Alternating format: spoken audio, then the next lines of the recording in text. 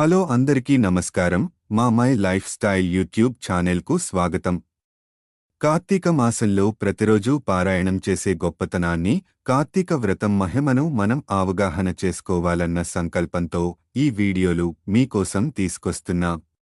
ఈరోజు కార్తీక మహాత్మ్యం చతుర్థాధ్యాయంలో ఉన్న అనేక గొప్ప విషయాలు తెలుసుకుందాం.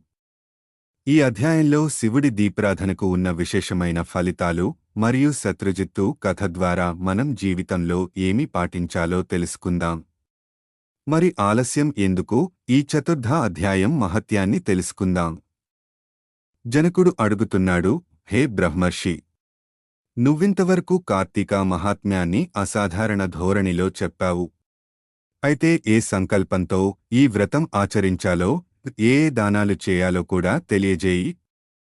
వశిష్ఠ మహర్షి అన్నాడు, అన్ని పాపాలను నశింపచేసేది, పుణ్యాలను అగణ్యాలుగా మార్చేది అయిన ఈ కార్తీక వ్రతానికి ఫలానా సంకల్పము అనేది హాస్యాస్పదమైన విషయము. ఈ కార్తీక వ్రతం ఆచరించడం వలన నశించినంతటి పాపం అనేది ఇంకా ఈ ప్రపంచంలో పుట్టనేలేదు. అందువల్ల వ్రతధర్మాలను, ఫలాలను చెబుతాను విను. కార్తీకమాసపు సాయంకాలము శివాలయములో దీపారాధన చేయడం వలన అనంతమైన ఫలము వస్తుంది. శివాలయ గోపురద్వారా శిఖరాలేందుగాని శివలింగ సన్నిధినిగాని దీపా ఆరాధన చేయడం వలన అన్ని పాపాలు అంతరించిపోతాయి. ఎవరైతే కార్తీక మాసంలో శివాలయములో ఆవునెతితోగాని, నువ్వుల నూనెతోగాని, ఇప్పనారింజ నూనెలతోగాని దీప సమర్పణ చేస్తారో వాళ్ళు ధర్మవేత్తలవుతారు. ఆఖరికి ఆముదపు దీపాన్నైనా సమర్పించిన వాళ్లు అత్యంత పుణ్యవంతులవుతారు. కనీసము కాంక్షతోగాని, నలుగురి నడుమ బడాయి కోసం గాని దీపాన్నిచ్చే వాళ్లు కూడా శివప్రియులవుతారు. ఇందుకు ఉదాహరణగా ఒక చిన్న కథ చెబుతాను విను. పూర్వము పాంచాలదేశాన్ని పరిపాలించే మహారాజొకడు కుబేరుని మించిన సంపద కూర్చుకుని ఉన్నా కుమారులు లేని కారణంగా కృంగిపోయినవాడై కురంగపాణికే తపస్సుకు కూర్చున్నాడు. మధ్యకాలంలో అటుగా వచ్చిన ముని అతని తపస్సుకు కారణమడిగి తెలుసుకుని, ఓ రాజా, ఈ మాత్రపు కోరికకు తపస్సుతో పని లేదు. కార్తీక మాసములో శివప్రీతిగా వ్రతమాచరించి బ్రాహ్మణులను దీపదాన దక్షిణలతో సంతోషపెట్టు. అలా చేస్తే నీకు తప్పక పుత్ర సంతానము కలుగుతుందని చెప్పాడు. ఋషి వాక్యమును శిరోధార్యముగా తలచి ఆ పాంచాలుడు తన పట్టణము చేరి కార్తీక వ్రతమాచరించి శివప్రీతికే బ్రాహ్మణులకు దీపదానములను చేశాడు. ఫలితముగా మహారాణి నెల తప్పి యుక్తకాలములో పురుష శిశువును ప్రసవించింది. రాజదంపతులు ఆ శిశువుకి శత్రుజిత్తు అని పేరు పెట్టారు. ఆ శత్రుజిత్తు దినదిన ప్రవర్ధమానుడై పెరిగి యువకుడై వీరుడై వేశ్యాంగనాలోలుడై అప్పటికీ తృప్తి చెందక పరరక్తుడై యుక్త విచక్షణ నాస్తికుడై శాస్త్రాధికారియై వర్గసంకరకారకుడై హితవు చెప్పవచ్చిన వారిని చంపుతానని బెదిరించుచు స్వేచ్ఛాచారియే ప్రవర్తింపసాగేడు.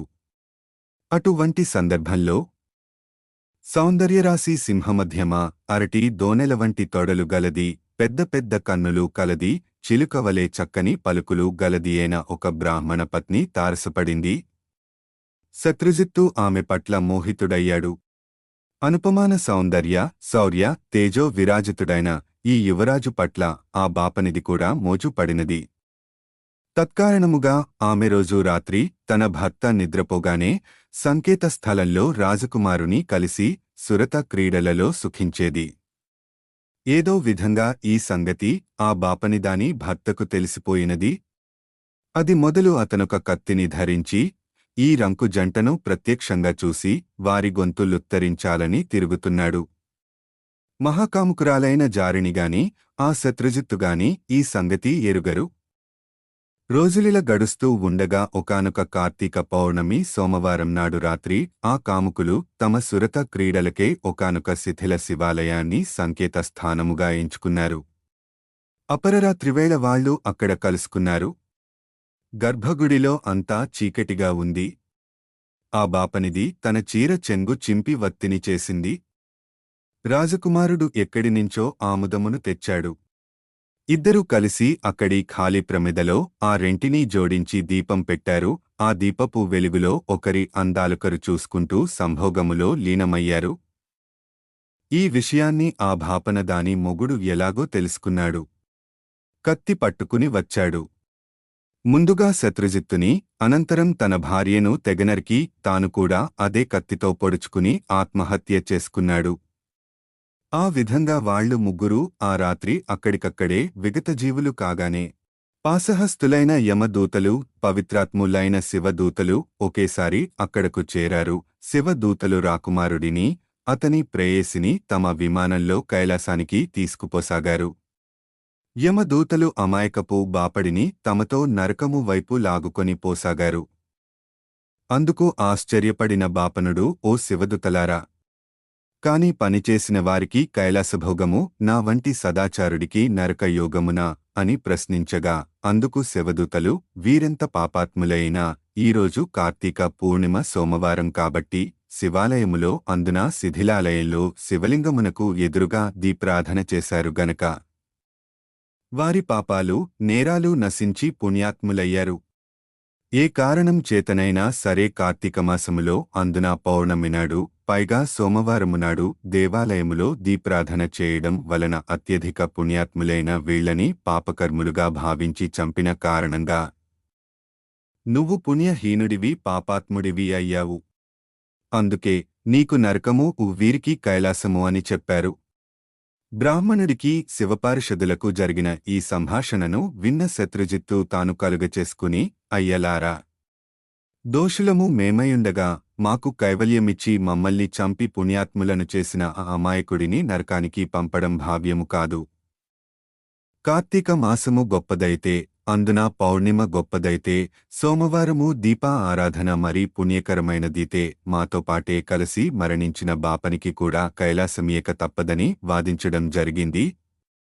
తక్షణముగా శత్రుజిత్తు తాను తన ప్రియురాలు ఆచరించిన వత్తి, తైలముల పుణ్యము తాముంచుకుని ఆ దీపమును వెలిగించిన పుణ్యమును బ్రాహ్మణునకు ధారపోయగా, శివదూతలు విప్రుని కూడా యమదూతల నుండి విడిపించి తమతో కైలాసానికి తీసుకొని వెళ్లారు. కాబట్టి ఓ మిథిలానగరాధీశ్వర! కార్తీక మాసములో తప్పనిసరిగా శివాలయములోగాని విష్ణువాలయంలోగాని దీపారాధన చేసి తీరాలి. నెల పొడుగునా చేసిన వాళ్లు జ్ఞానులై తద్వారా మోక్షాన్ని పొందగలుగుతారు.